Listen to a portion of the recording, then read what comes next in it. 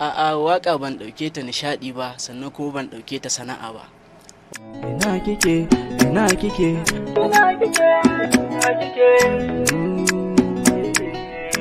Waƙoƙin Hausa irin na studio waƙoƙi ne na matasa waɗanda jigonsu ya fi karkata ga nishaɗi.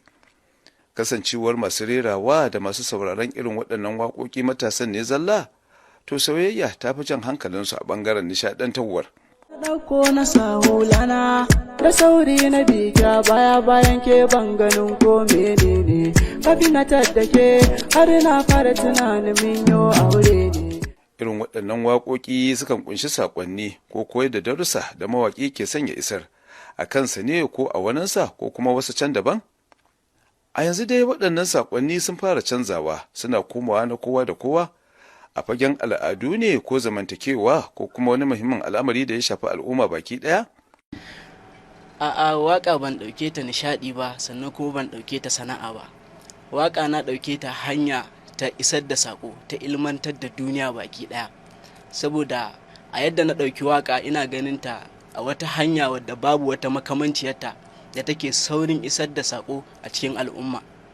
Ni haka na ɗauki waka, shi yasa ma na tsunduma a fagen wajen ganin cewa na isar da saƙonnin da suke cikin zuciyata domin ganin al'ummarmu ta hau kan turbar da ya dace.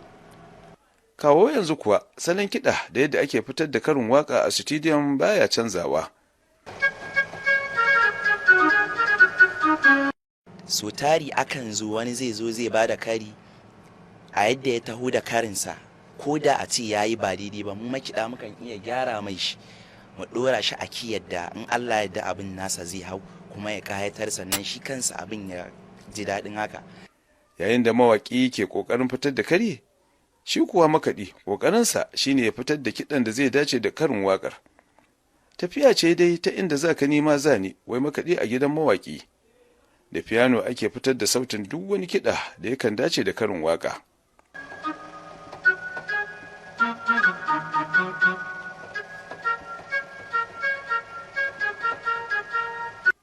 Duk da dai shi zamani riga ne, amma ana sawa ana tuna baya shi zai fi sa sanin asali.